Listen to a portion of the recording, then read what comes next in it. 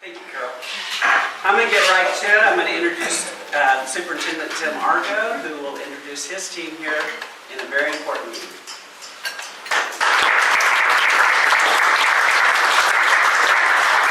Thank you again for having us back today, having me back today. It's always a joy to get out in our community. These last 3 days have been a whirlwind tour for us as we initiate a strategic plan for our school district. It is an exciting time for Alva Public Schools. We do so many great things for our young people, and hearing some of those things has been enlightening. I can tell you that we met with the junior and senior classes today at 10:45, and they answered some of the questions that you'll be answering. And it did the heart good. You would be proud of our students, what they had to say, how much they care about the younger generation. We talked to them about you're shaping the future for elementary students, and they took it so seriously. It's a credit to our community that we have people like we do. So to tell you that this means a lot to the Board of Education, myself, all of our staff and administrators would be an understatement. We value so much the opinion of our community. You know, Alva Public Schools will never be about the superintendent or just any one person, but it will be about this community and us working together to enhance what we do for our young people. So with that being said, I want to introduce two of our guests today. Sharon Dean from the K-20 Center in Norman. She has been here the last couple of days to help facilitate these forums. And Stephanie Hyder from the School Board Association. We're going to forego some technology and do this forum kind of the old-fashioned way, but I ask that you please be open and honest. We value what you're going to say, and we are going to honor what you tell us. So at this time, I'll turn it over to Stephanie.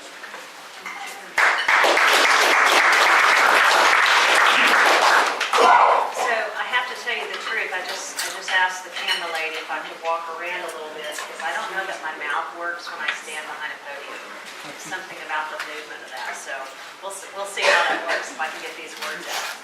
We have completely and thoroughly enjoyed our time in the Alva community. And, you know, when we talk with, you're saying you can't hear, it's on? So it won't be long. I do not use it. I don't use it. I just always yell, so sorry. Talk louder. Use your teacher voice.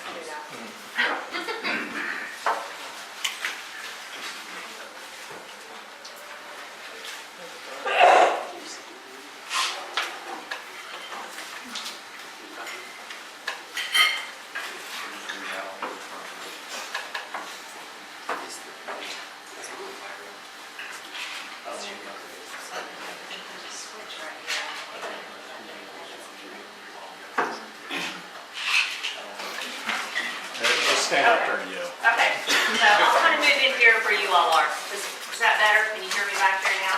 Okay, very good. So we have, OSSBA has formed a partnership with the K-20 Center to deliver the strategic planning process. This really, the idea of this was born out of some work that the School Board Association and the Association for our School Administrators in the state of Oklahoma did about 4 years ago in doing some research and identifying some best practices for our schools. One of the recommendations that came out of that vision work was to work and encourage your local school districts to conduct strategic planning in an effort to engage their stakeholders back into the school and help them decide the direction that the public school system in their community needed to go.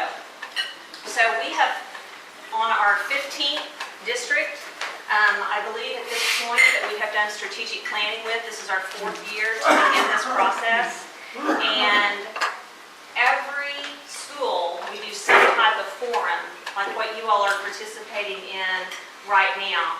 And over the course of the 4 years, we will say hands down that your superintendent and your Board of Education worked harder than any of the other schools that we have worked with to provide multiple opportunities during the day, during the evening, and multiple locations presentations to try and get as much input as possible. So really, I kind of think we need to give them a hand for working so hard.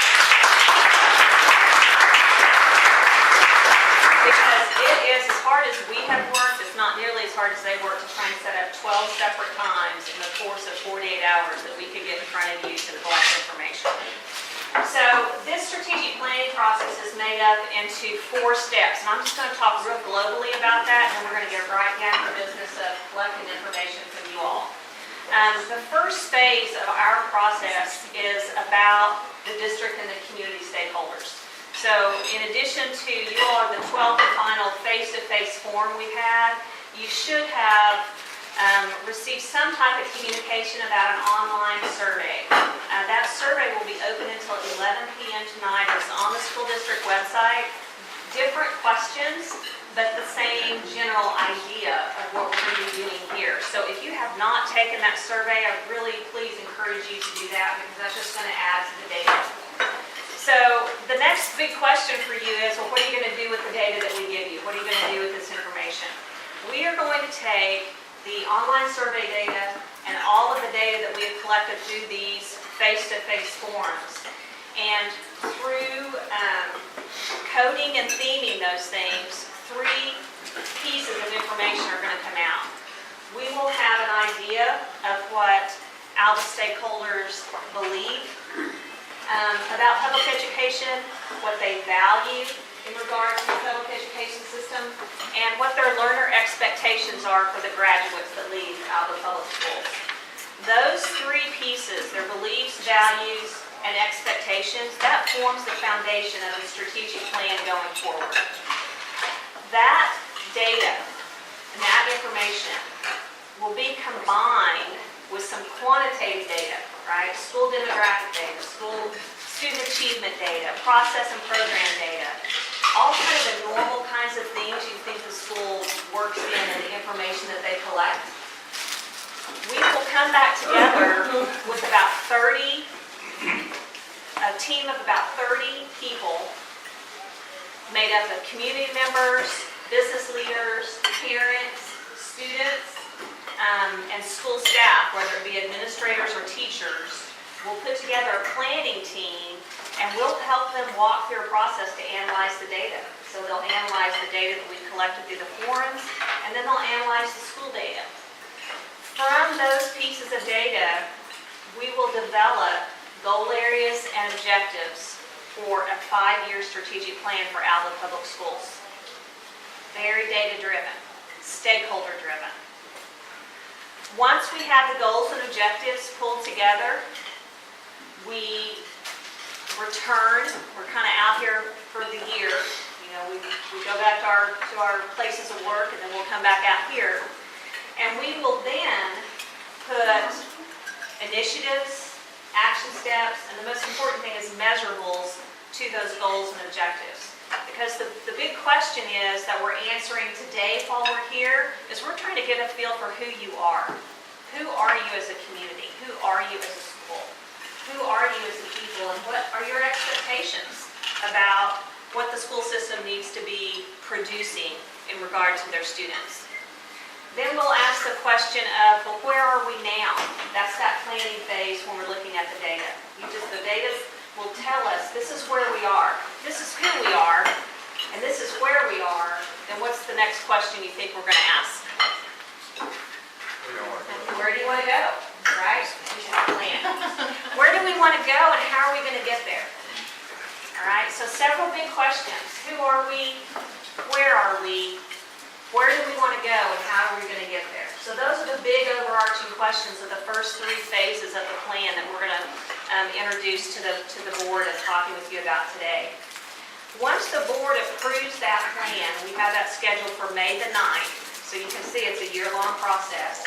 May the 9th, the board is scheduled to approve that plan. We will come back to Alva and work with building level leadership teams and help them through a process so that they understand the full district plan and what that looks like. But then we're going to break that down even further and say, so what does this need to look like in your building?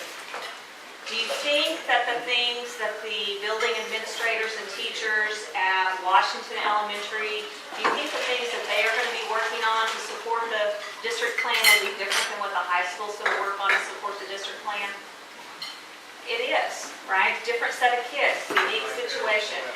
So we are able to take the plan and we'll break that down so that we have an implementation plan within the greater plan. So that's just kind of a big, broad overview of the plan itself, the process itself, and the length of time that it takes for us to get to that place. The idea will be that once we finish with that this year, that next August when school starts, they'll be ready to start implementing some of the year one action steps that we have set up throughout the timeline. Do any of you have any questions in general just about the process and the timeline itself? No? All right, very good. Then the next piece is your input. So we have had a few kind of technology issues, and I know didn't even take the time to set this up because everyone's eating their meals. So we are going to facilitate this conversation and provide each of you with, you have pens on your table, we're going to provide each of you with the list of the questions. So I want us to have a brief conversation about each of these questions in order. So I'm going to kind of ask you to multitask more maybe than you have in a while. You're going to be eating, you're going to be talking, and you're going to be writing. So we're going to see how that works out for us. So as they're passing out the questions, let me talk to you about what that looks like in regard to where this is going to take us, okay? We're going to start really big with our thinking. We're going to start with what are the expectations of the graduates of Alva Public Schools. And then once we have established an idea, this is what you expect, the next question that we have to ask ourselves is if this is what we expect of them, what skills do the students need to be able to do those things? And then the question after that is these are the skills the students need, then what does learning and teaching in the classroom need to look like so that they can obtain those skills? And then the next question is, so if this is what learning and teaching looks like, to give them the skills they need to meet our expectations, then what resources and supports do those teachers need in the classrooms to make that happen?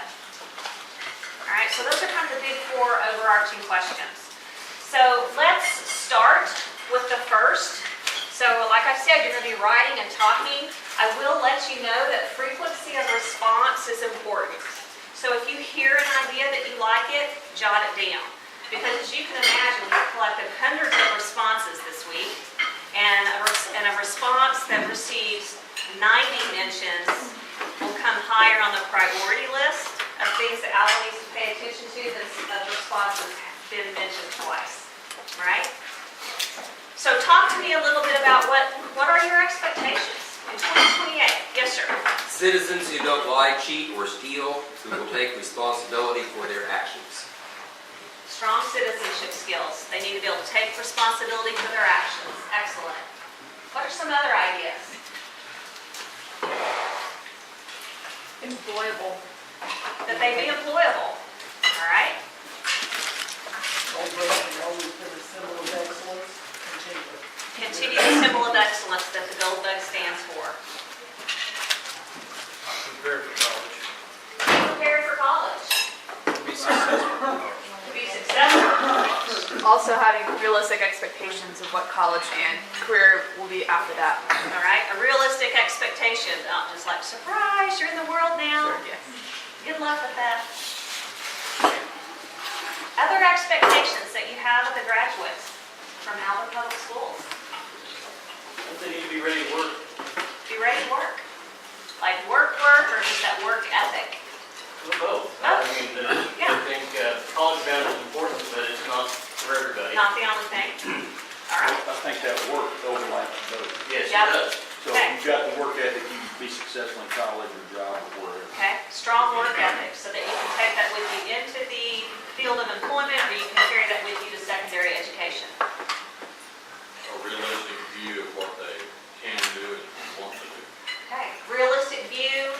themselves and what their possibilities are, where they want to go.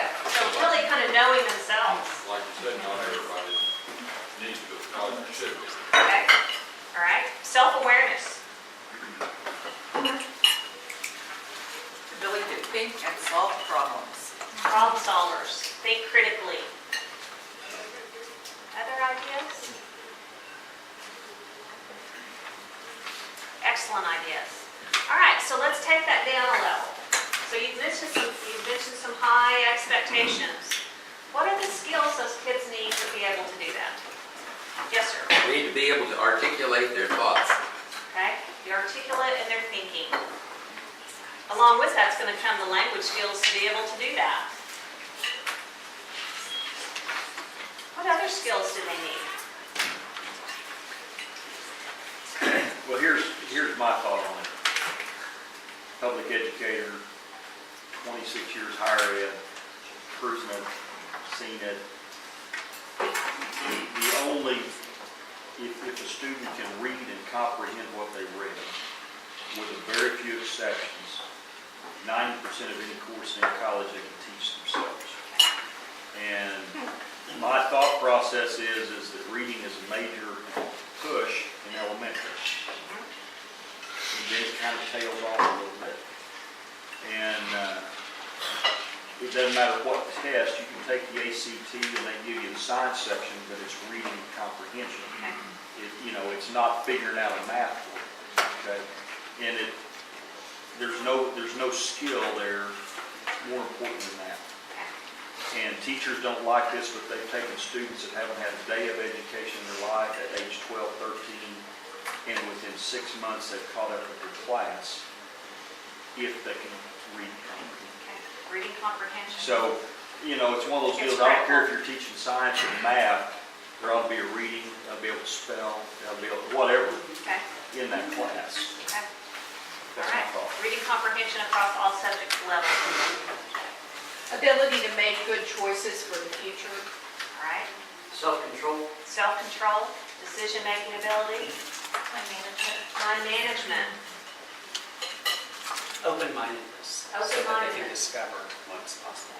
Okay. And so the open-mindedness and very good. Other skills? The ability to learn from their mistakes.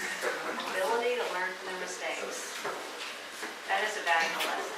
Well, I it's still practice always, that. you can have the question of words who, what, when, and where, but the most important part is always major significance or application. And I move from here to something in the real world and apply it.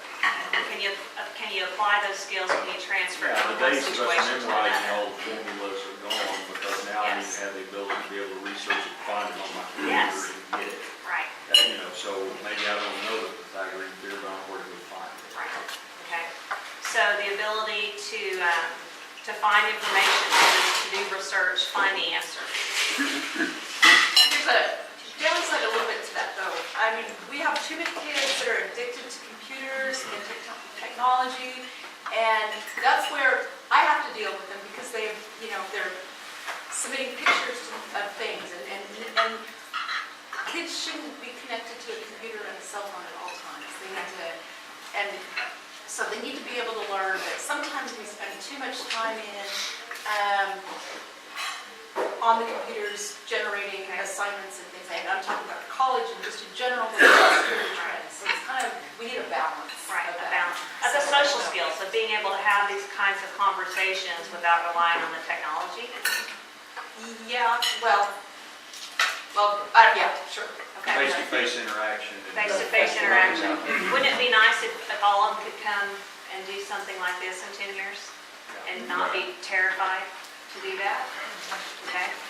So there needs to be a way of teaching them or helping them to have a moderate use of technology. Okay? If, what we know now statistically is that it's highly addictive. So we need to treat it that way. Recognize when it's appropriate. Right. Recognize appropriateness of technology, when to use technology, when not to. All right? Delegated as a tool, not a be-all and end-all. Okay. It shouldn't be different pair of scissors in the drawer or piano.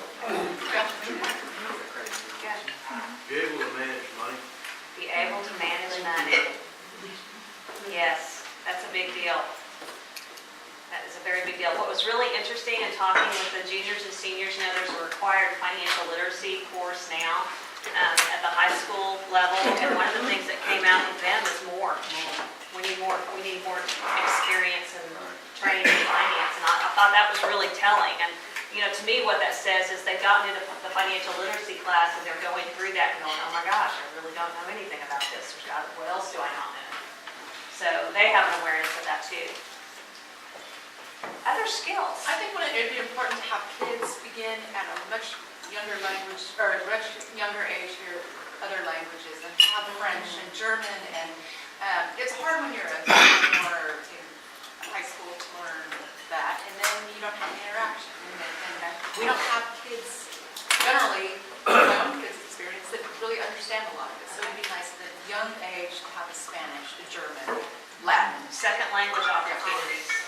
When they get to high school or junior high, it's too hard for them to learn it, and they don't feel comfortable practicing it.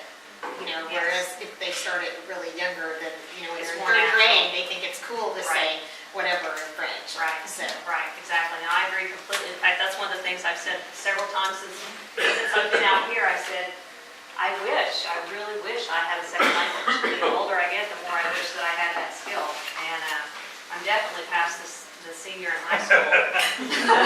So let me tell you, it's kind of hard for this mouth to make that work. So along with that, exposure and experience with the arts. Okay? And I would say, you know, youngest age through, Okay? consistently. Yes. The ability to appreciate our differences instead of just agreeing to disagree. Tolerance and diversity, understanding of diversity. I think too, the rate at which knowledge is increasing, the ability or the desire to never stop learning, because when you get out of high school or if you get out of college, if you have the opinion that, hey, I've done it, you know, I know everything, you're going to be left behind. A little bit of that goes back to the open-mindedness of being self-aware and acknowledging that you don't know everything. Really, that humble attitude of always being willing to learn and keep learning. Great. Other specific skills that you don't feel like we've mentioned? All right, let's take it down one more level. All right, we talked about expectations, we talked about that skill set. So, and we know that the role of the public schools is increasing, right? It's not just about they come in the door, you teach and you fill them full of knowledge, and then they walk out of the door. And so, what does that learning and teaching in the classroom need to look like in order to teach them those skills so that they can meet those expectations? About learning and teaching. Yes? A common sense approach to life and recognizing what is customary and reasonable. Okay. Learning and teaching. What do you think learning and teaching? Yes, sir. Two things about the moderate use of technology. Okay. The first thing is maybe we need a class on how to turn a microphone on and off.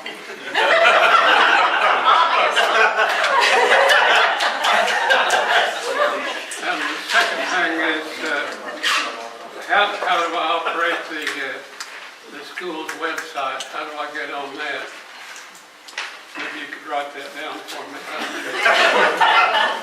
We will. We'll take care of. I appreciate that. Other things in regard to learning and teaching in the classroom. One of the things that has to be there, if there's going to be learning at all, is you're going to have some kind of direction, and you're going to have compassion for those who are faltering in getting to that direction, whatever it is. Okay. Within the classroom. Within the classroom. Okay.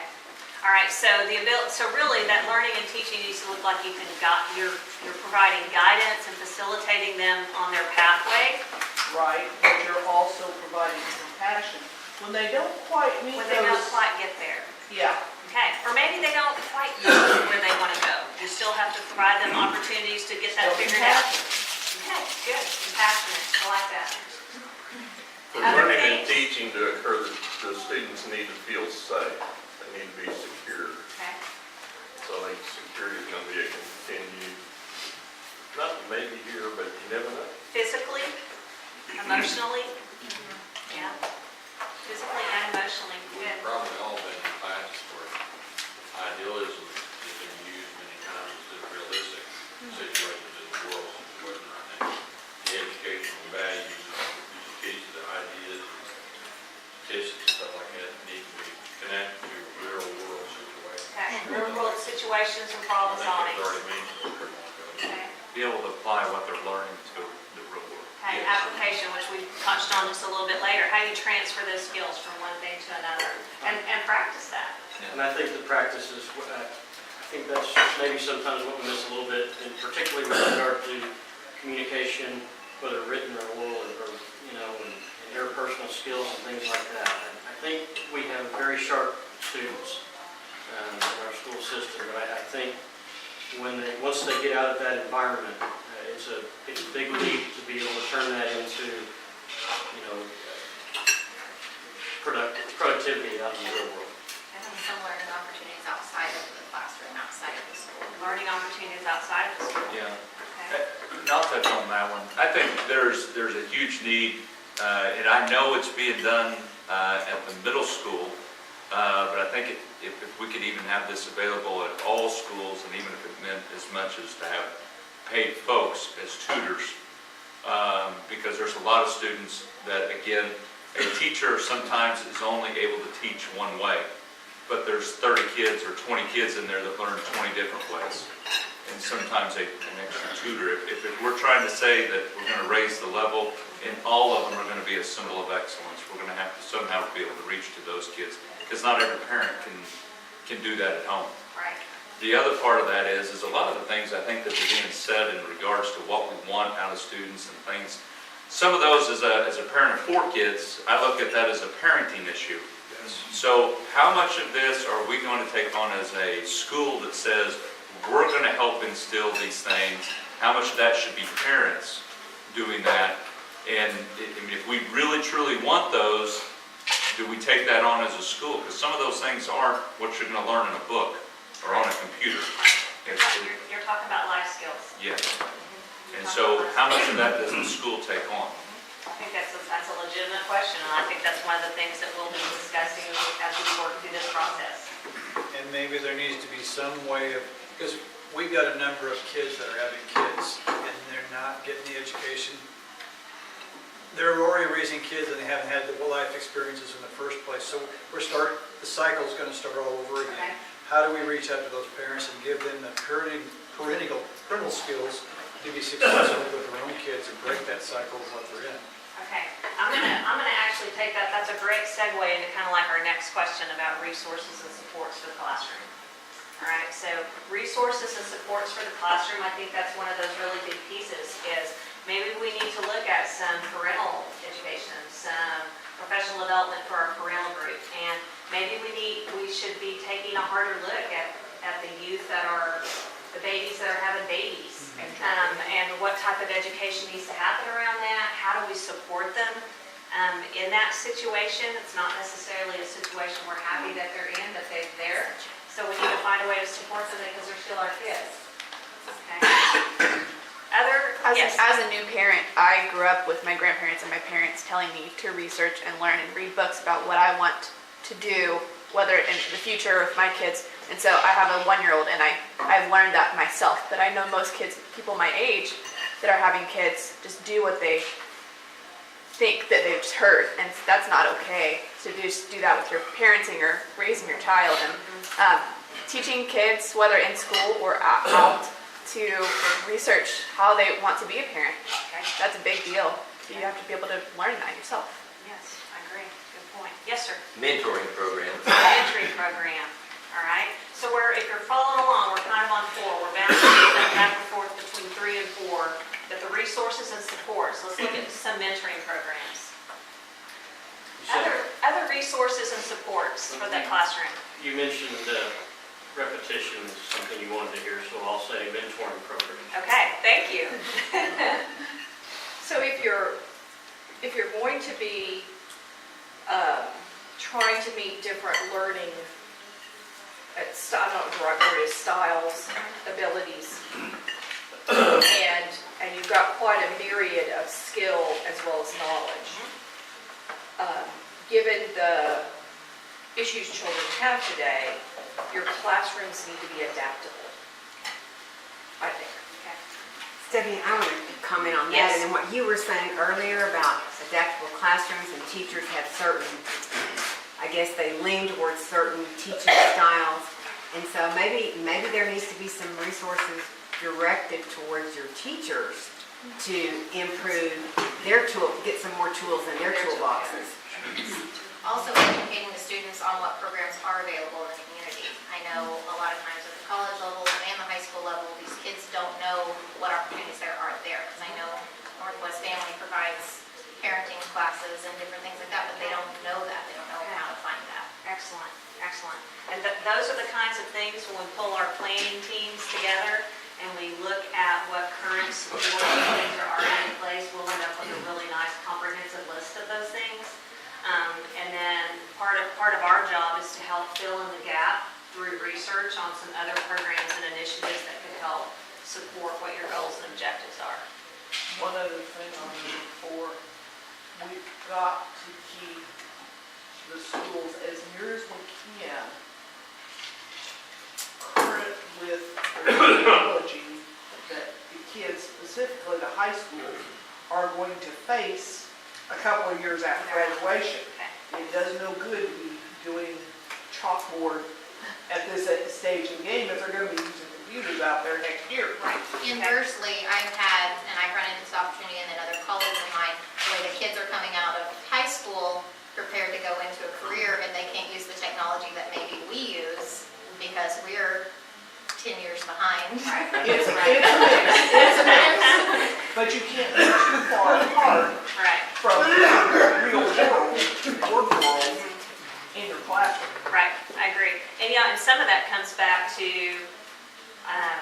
are they flexible in their thinking? Do they know where to go for resources? Are they able to apply what they have learned? Are they able to figure out the problem of how do I work on this when that's not something I'm accustomed to? Where do I go for the answers to that? Okay. Other resources and supports that you think are important for our classrooms?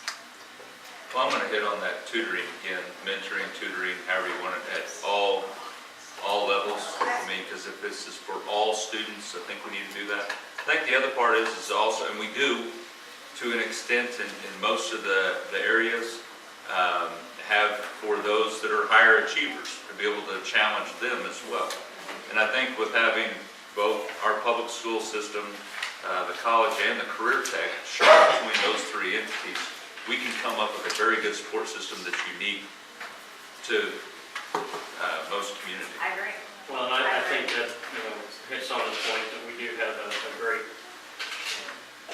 school system, not just public schools, but with the career tech and the university, and that they have good partnerships already, but whatever we can do to strengthen those moving forward is only going to help. Okay, excellent, excellent. Yes? I'm hearing a recurring thing on tutoring and mentoring, and I think that's really important. And yet I'd like to hear a little more about how are we going to go about doing that. After school tutoring is there usually a transportation problem with some children. At least after school, and then how do our buses run and what do we do? Are we looking at ways to implement old-fashioned study hall like we used to have? And are there people that could come maybe last hour or things like, I'm interested in that, and I know Mr. Argo is too, as to our tutoring programs have been really community-based in the past. And, if you've got good ideas about that or think about how that could work, please do it on. Yeah, I think that's good, and that's one of the other things too is, really when it comes down to this place, and particularly as we get farther along in this process, it's an overused term, but it really does apply. It's just thinking outside of the norm, right? Thinking outside the box. And it's interesting that you say, well, we used to have an hour study study hall. Now that's gone away because of the push on curriculum and the testing, and now we try and do everything before or after school. Is that better? Is that still the way we need to do it here in Alva? Maybe that works somewhere else, but maybe we need to look at a different model here. Good points. It tickled me that somebody mentioned study hall. I learned more in study hall than I did most other places. Okay, so you found some value in that. Very good. All right, last two things to finish up our time together. There are some things, there's no doubt some things that Alva is doing, and they're doing very well. And as you know, when you begin a new initiative, and we try really hard to explain this to particularly the staff, because frankly, there's going to be some people that go, oh my gosh, strategic planning, that's one more thing. You know, that's just one more thing they're going to have to make me do. We really try and flip their paradigm of how they're thinking about that, because we want them to understand that the strategic plan is the thing, right? It is the thing. And so everything that you're doing throughout your day should fit into what that plan is. And so of the things that we're currently doing, what are the things that are working well that we need to keep doing? What are the things that are working well that we need to keep doing, that we need to keep on the plate? Yes, sir. Extracurricular activities and electives such as art. Okay. That, you know, art, music, drama, that was a big thing that we heard from the juniors and seniors today at 11. Yes. Communication from our district to our parents is really good. Okay. Continue with the communication to the district and the parents. Continue with the partnerships with Northwestern and Northwest Tech. School's been very proactive about making sure our kids are safe. Okay. The We've got proactiveness. two SROs in our schools now. Okay. I see that continue. Okay. The proactiveness of the physical safety of our students in the school buildings. I am amazed every spring that the review courier only prints at one little area for all of the scholarships and awards that our students get over the years. I'm amazed it fits there. I'm half surprised it's even that size of the Encyclopedia Britannica. Right? So, what's your keep there? My key is we get a lot of awards. The communities are responsible for a lot of those awards, scholarships, Geomar Hill, Kiwanis, Rotary, whatever. Okay. And you need to keep doing that. It's at all levels, All all levels. the way down to the early childhood center. They have reading awards every 9 weeks, for crying out loud. Good, good. Keep it up. Okay, keep it up. Keep up those recognition programs for the students. Maybe a start would be work with your local paper to get a little bit more, a few more inches out of that.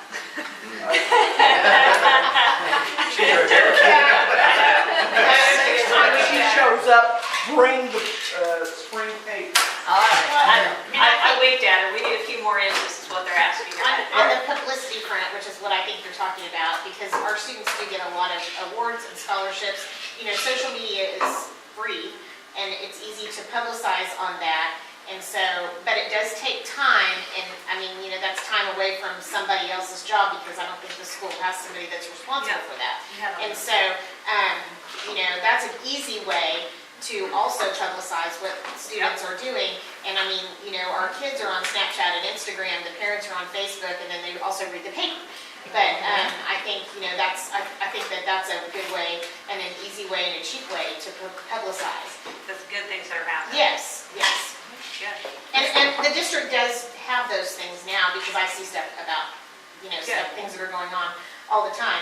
But yeah, to go through and publicize all the scholarships and the awards and the state championships, and I mean, we have a lot of them, and so that does take a lot of time. And we have people sending in stuff every week or 2 weeks, like, oh, the school did this, school did this, and we'll put it in. Absolutely. Tim, what was the length of the last high school awards assembly? I bet it's over an hour. It's over an hour, probably an hour and a half, close to 2. That's remarkable. It is. Very good. All right, let's move on to the final piece, and we'll close ourselves out today, so everyone can get back outside and get back to work, is, what should we start? Like if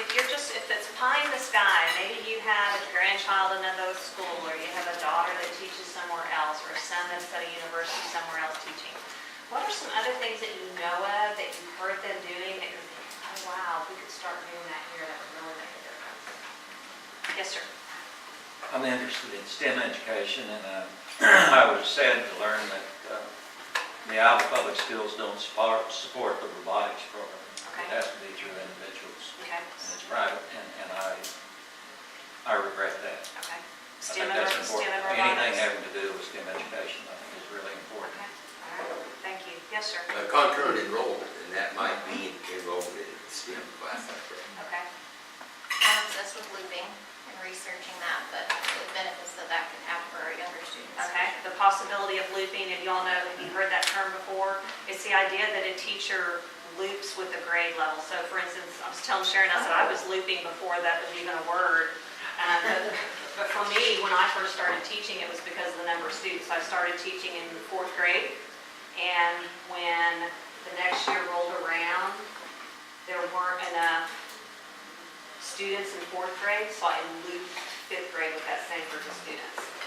And then, but the next class that came up, there were plenty of 4th grade, and they needed another teacher, so I looped back down and picked up those 4th grade students and took them to 5th grade the next year. So, and it has been proven in the early years to make a significant impact on learning for the younger students. And this is the opposite of something new. This is as old as it comes. Okay. And you're talking about mentoring early, tutoring. One of the best educational models ever was a one-room school. And it was because we're doing reading, but I got 1st through 8th grades in here. So the younger kids weren't limited to be with the 1st graders because I'm reading at whoever's level.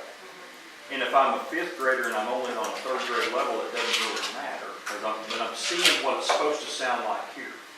As a discourse, if I went through the 70s, you had any kind of reading difficulty, they separated you from the class, so you couldn't hear what it was supposed to sound like. And your little group went down here and played on a computer for a while, and they'd call it remedial this or remedial that, and you didn't get to hear it. So, it used to be a lot of classes that were 2 grades. We had 7th and 8th grade social studies, we had 7th and 8th grade, and usually in middle school. Well, you had different ability levels, but they were peer tutoring. Now, coming from the athletic side, that's, all the time, that's very common. You'll have a senior with a freshman over there going, listen, here's how this pivot works. Right. Get your hands this way. They're working. Some peer tutoring and some matching of. Well, yeah, so you can see abilities. what's going on, and I mean, if it's a, study hall's fine, but if it's, if you've got and you can be within the same grade. I got a 9th grade algebra class, and here's where we're at, and you've got some students that are way up here that aren't being challenged. Yes. Okay, we always teach to the middle, so we always remember the A and the F students. We know who made a C and a B. Okay, but those kids that need to be challenged, one of the ways you challenge them is you put them onto the one who doesn't have it mastered, and the challenge is, can you get Joe or Sarah up to this level? So that's their challenge. And they get a reward out of doing that because, hey, I'm kind of like a teacher, right? Okay, and it's, a little different than of how they're taking it. Yes. But that's just my thought. Yes, no, I think that's a valid suggestion. Other suggestions about what would be good to start, to kind of kick it off? Others? Our students have so much available to them, whether it's facilities or whether it's computers or whether it's, and I worry that maybe that kind of takes them away from what their reality is going to be once they finish school. Okay. Are you talking about in the school system, in the classroom? Yeah. Or whether it's athletic facilities or whether it's, there's a line in there where you have, where we have, in many ways, we have the best of what we can possibly have to provide our students. Indoor practice facilities, all the kids get tablets and, all of these things that we do. And then the, hundreds of thousands of dollars worth of awards and scholarships that, they leave our school system with as they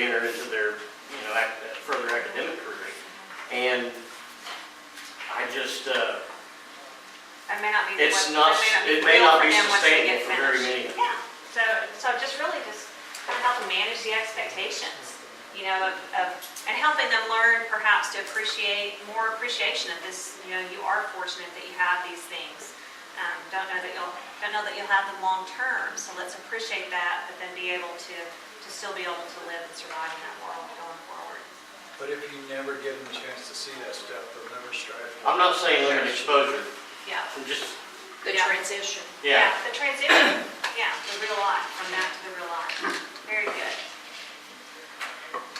Do you all have any questions? We've kind of really talked through this now, and you thought a little bit about the process. I talked about it first in our timeline. Do you have any questions about what we're going to do with the data, kind of how these things are going to roll out? What's going to be your role in this process? Anybody have an idea of how you can be helpful and supportive of this process? I'm pleased to hear we're doing the process, because that's I'm pleased to hear that the process is occurring, Yes. because if you don't have a goal, you're not going to get anywhere. So I applaud Tim and your crew for starting here, because this is a strategic plan is where you start from. Yes, I agree. I do have something to add to the things that I would like to see started. I know that they have done some of these things within the schools, but I think they need to reach out to the parents as well. When I was in Coffeyville, they started a positive reinforcement column, and each teacher, when they would see a child have good manners, or they would see, you know, somebody help another student out without being asked, just little things here and there, because normally whenever I get a call from the school and it shows up on my phone, I'm like, what now? But Makes us kind the of first red. time I got that call that my son did something well, and that, you know, he was caught doing something nice for another student without being asked. You know, those kind of phone calls not only changed the temperature of when my children came home from school, you know, it kept me in touch with the teachers, and they knew what I expected as a parent. And it was just, you know, in order for parents to feed into their children positive things, they need to be fed positive things. And if we're always hearing what our kids are doing wrong, Allison, I'm glad you brought that up. I got to throw this quick one out. I leave here in 1985. Lee Haley got me my first job on the buy side. Principal tells me, he said, now you're going to walk into your fourth grade classroom, which I had, and you're going to know who your problem child is immediately. You're going to know who it is. He said, sometime you're going to want to call and do this and do that. Sometime the first week you call a parent, and they've been used to little Billy they've been up to school 50 times from first through fourth grade. And you say, hey, I just want to let you know that Billy's doing very well in this. And it's going to be dead silence, and you're going to go, what? Then you wait a couple more weeks and you call them again. Oh, he did a wonderful job on this and this and this. So they've got two positive calls from you. You've stood one foot on the other. Now you're a month in. Then you call them the third time. Well, now the phone tone's different. Yeah, hey, yeah, Mr. Walsh, what's going on? Yeah, this is, Mrs. Johnson. Yeah. Well, hey, listen, Billy's still doing good on this and this, but we're having a little bit of issue with this. I think if you and I get together, put our heads together, we can fix this. So the relationship to get the parents to buy in and feel like they're part of the program is the same way, They do that in the elementary schools, because they'll get good manners, or they'll get that they help her. Yes, so they do that when they're younger. I think within the school. Not calling out to the parents. No, but they send a certificate home. So, but they don't call them, but they do send. And mine, I've had mine call from Washington, and I don't know if that continues to older schools, maybe we just haven't gotten one. But my daughter has called me from Washington to let me know that she's received something, a pride award or whatever that might be, but. You all have really provided excellent feedback. We so appreciate you letting us hijack your meeting and your time. We're hoping you feel like it was worthwhile. I am going to encourage you, if you have not taken the survey, please get on the website, the district website, and I think it's strategic planning. There's a strategic planning tab. Just click that. It'll open it up to the survey that you can take that. It'll be open until 11 o'clock tonight. Be paying attention for when we come back. We've really talked with Mr. Argo and his staff about the transparency of this process, so continue to check back on the website, because really, as we finish each phase, you'll have a deliverable that he'll put up on the website. So when we finish compiling this data and we've come to an agreement on the priority of those things, we'll put that in a document and Mr. Argo will put that up on the website. So you're going to see the values, expectations, and beliefs. You'll see that, and those are part of what we'll be talking about in December. When we finish with December, after some time goes by and we have that data, you're going to see the very first start of the plan, which are the goals and the objectives. So just continue to kind of check back, pay attention to when we're going to be in town, and then be following up a few weeks after that. Would you like to say anything else to close us up? Thank you all very much. I just might add, great information. This has been a great 3 days, and we're lucky to live where we do. And we're lucky that we started this process, because it's going to be, we're going to produce something within the year and over the next 5 years that we can be really proud of together. And on the note about transparency and updating, I would be more than happy at any point throughout the process, throughout the year, whenever, come see me. I'd love to come back here and visit with this group again and give you some points of reference about where we are in the process and answer any other questions that you might have. But again, thank you for your time today, Megan and John. I appreciate all that you've done to make this possible. And yes. AlvaSchools.com. AlvaSchools.com. Go up there to that little thing. I had no trouble finding it myself. Go up to that little 3 bars and go down, and then it goes to extra or whatever strategic planning survey. Yes. So it's a little hard to find. So It's easier to find if you're on a desktop than on a phone. Right. So, at my age, you may have trouble. okay. All right, thank you all. And we'll come pick up your papers. Turn in forms, yeah.